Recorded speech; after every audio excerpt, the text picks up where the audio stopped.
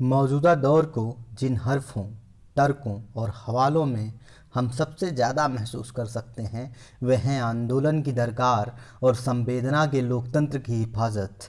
दिलचस्प है कि इन दोनों ही मोर्चों पर अभिव्यक्ति की तेज से तेज तकनीक से लेकर प्रखर से प्रखर वक्ता या लेखक हमारा उतना साथ नहीं दे पाता जितना हिंदी का वह महाप्राण देता है जो दशकों पहले इस दुनिया से विदा हो चुका है। छंद और हर तरह के प्रतिबंध से ऊपर इंसानी संवेदना के अक्षर हिमायत में सालों से खड़े इस महान साहित्यकार की दुनिया की यात्रा कराने के लिए हम मृणाल वल्लरी और प्रेम प्रकाश के लेख के साथ आपको लिए चलते हैं। जी हाँ, नमस्कार, मैं हूँ आपका दोस्त अनुपम पाठक और आप देख रहे हैं पॉलिटिक्स एंड लिटरेचर टुगेदर। आज 21 फरवरी है और आज महाप्राण निराला का जन्मदिन है। तो इस अवसर पर हम निराला जी के साहित्य के कुछ पक्षों से, उनके जीवन के कुछ पक्षों से आपका परिचय कराना चाहेंगे। चलिए चलते हैं। कागज़ पीले पड़ जाते हैं, वक्त के पत्ते भी देखते देखते झड़ जाते हैं, पर इन सबके बीच एक अक्षर दुनिया आगे बढ़ती रहती है। निराला के साहित्य ने इस दुनिया को जिस तरह समृद्ध किया है वह आज हिंदी अभिव्यक्ति के छोटे बड़े मिस्त्रियों के लिए थाती भी है और चुनौती भी। निराला की लिखावट को प्रासंगिक करार देने के लिए देशकाल की सुई को ना तो उल्टा घुमाने की ज़रूरत है और ना ही तारीख के पुराने पन्ने पलटने की। हिंदी का यह महाकवि हमारा साथ मौजूदा हालात के बीच उतर कर देता है। आज हम अपने देश और परिवेश को ध्वनियों और शब्दों में महसूस करें तो पहला शब्द सुनाई देगा आंदोलन, इसके बाद का शब्द होगा संवेदना। आंदोलन और संवेदना एक ही सीध के शब्द और भाव हैं। इसे निराला ने तब सिद्ध कर दिखाया था जब स्थूल के खिलाफ सूक्ष्म के विरोध के लिए औजार जुटाने से ज़्यादा जरूरी था उस शास्त्र का पालन जो असुंदर समय में भी काव्य को सुंदर होने की कसौटी गढ़ता है।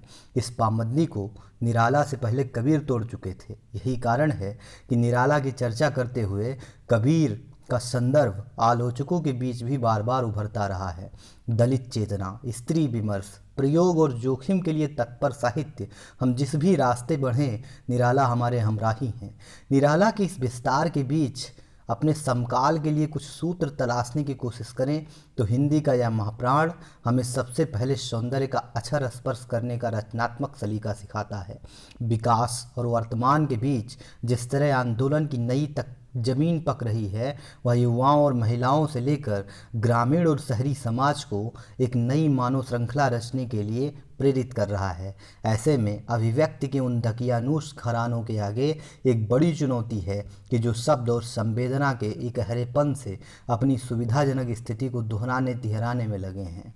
संवेदना और स्त्री पर निराला क्या कहते हैं? सरकार के बनाए एक कानून के खिलाफ महिलाएं जब बड़े सवालों के साथ सड़क पर अडिग इरादे के साथ मोर्चे पर बैठती हैं तो हिंदी का एक लेखक बेशर्मी से सवाल करता है कि ये औरतें खाली क्यों बैठी हैं, कुछ स्वेटर मोजे क्यों नहीं बुनती। इसी तरह हाल में उत्पीड़न के एक मामले में न्याय के मंदिर का घंटा ये कहते हुए बज उठा है कि कपड़े से के ऊपर से महिला का जबरन स्पर्श इतना मर्यादित है कि उसे बलात्कार या उसकी कोशिश के तौर पर देखना सही है कि नहीं। दिलचस्प है कि निराला ने आने वाले समय की जटिलता और विरोधाभास को बहुत पहले पहचान लिया था। एक दलित स्त्री से शुरू होकर अपनी जवान बेटी तक के बारे में लिखते हुए वह स्त्री और संवेदना का एक ऐसा विधान रच गए जिसके केंद्र में सबसे पहले मनुष्य है, उसकी मनुष्यता। जो लोग इस बात में दिलचस्पी लेते हैं कि अक्खर निराला जब महात्मा गांधी से मिले तो उनकी हिंदी मन का तेज प्रबल था कि वे बापू से तकरीबन भिड़ने की शैली में बात कर रहे थे। वैसे गांधी की समझ ही किसी साहित्यकार के मूल्यांकन का एक एकल आधार बने ये जरूरी नहीं है, पर यह देखना तो जरूरी ही है कि मनुष्य और सभ्यता के सवाल पर दोनों कितनी दूर या पास खड़े थे। मशीन और पूंजी की साझा ताकत से आगे बढ़ रही शैतानी सभ्यता को कोसने और महात्मा से महाप्राण की वह आवाज़ कहाँ जुदा है जिसमें वे उम्मीद के सत्याग्रह के साथ कह उठते हैं, आज अमीरों की हवेली, किसानों की पाठशाला होगी, धोबी पासी चमार तेली खोलेंगे अंधेर का ताला। निराला के इन शब्दों को चाहे आप मौजूदा किसान आंदोलन में विरोध की तख्ती के तौर पर देख सकते हैं और कह सकते हैं कि यह अभिव्यक्ति जड़ता का नहीं बल्कि बदलाव के रोशन उम्मीद का नाम है।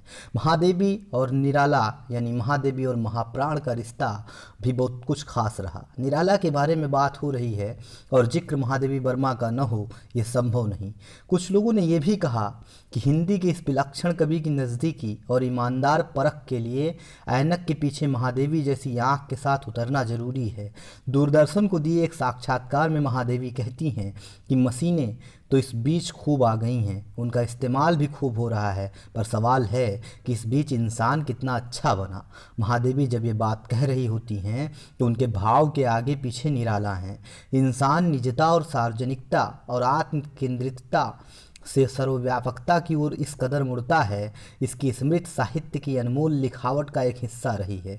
इसमें यह भी दर्ज है कि रक्षाबंधन के दिन निराला महादेवी वर्मा के घर पहुंचते थे और उनसे 2 रुपये की मांग करते थे। महादेवी पूछती थी क्या करेंगे 2 रुपये का। निराला कहते थे कि 1 रुपये तुम्हें दूंगा और 1 रुपये रिक्शे वाले को। बात 1 रुपये की मांग से शुरू होकर कब हृदय का गहना बन जाती थी, यह इन 2 साहित्यकारों के संबंध से समझा जा सकता है। एक ऐसे दौर में जब पुरुष का महिला के प्रति संवेदनशील होना बोल्ड एंड क्रिएटिव कंटेंट करार दिया जाता है, यह कहना समझना थोड़ा मुश्किल भी हो सकता है कि कोई पुरुष अपनी मुँह बोली बहन के पास सिर्फ रक्षाबंधन के भाव के साथ नहीं आता है, बल्कि उसका वैचारिक विकास उसे अतीत के बंधनों से मुक्त होकर संबंध और संवेदना का नया सहचर होने के लिए प्रेरित करता है।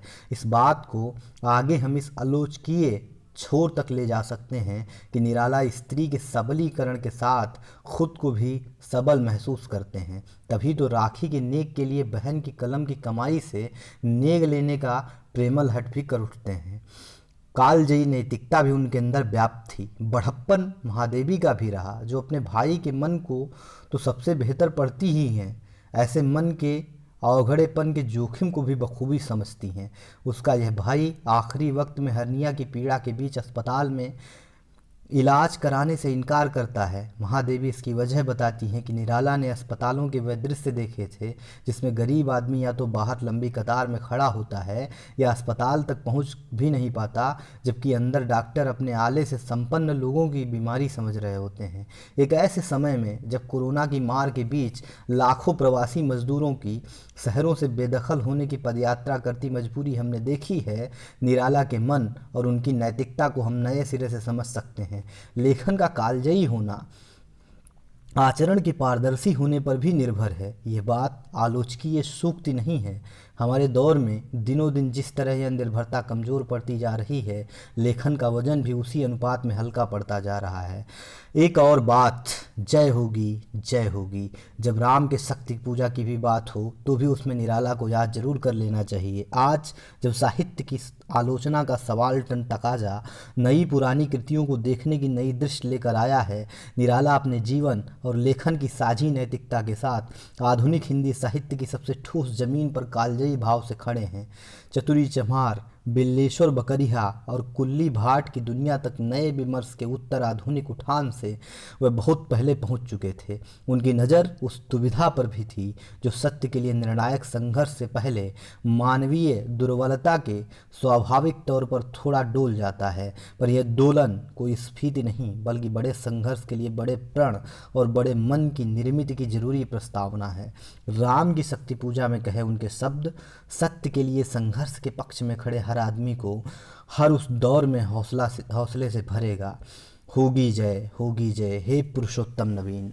उनका एक और जो भाव है उसकी ओर भी हम आपको ले चलते हैं, जब वो कभी कहते हैं बांधो न नाव इष्ठाओ बंधु, पूछेगा सारा गांव बंधु। साहित्य और चेतना को मुक्त होने की वकालत करती निराला की ये पंक्तियाँ शब्दों की दुनिया के कारीगरों को बहुत कुछ कहती हैं। इन शब्दों में सबसे जरूरी है सौंदर्यबोध की बात। निराला का नाम लेते ही हमारे सामने आती है तोड़ती पत्थर से लेकर सरोज स्मित तक की वह स्त्रियाँ जहाँ वर्णन के नाम पर मानवीय संवेदना में पोर पोर डूबी है संवेदना।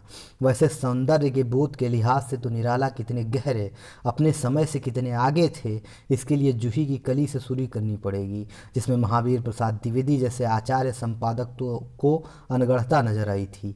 ये अलग बात है कि बाद में यही अनगढ़ता हिंदी कविता को कुछ यूँ गढ़ गई कि खुद में प्रतिमान बन गया। दरअसल निराला की रचनाओं में सौंदर्य बोध कोई वस्तुपरक चीज़ नहीं है। आखिर वो क्या है जो सुंदर है?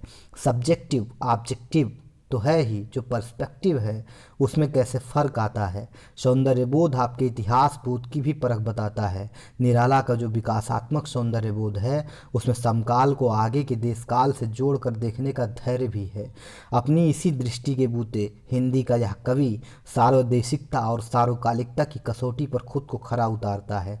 जूही की कली से तोड़ती पत्थर के बीच आपको लगेगा कि काव्यात्मक आस्वाद से लेकर चेतना और बोध के स्तर पर निराला सौंदर्य के उस सत्य को स्पर्श करना चाहते हैं जहां और कुछ नहीं, बस भीतरी स्पंदन है।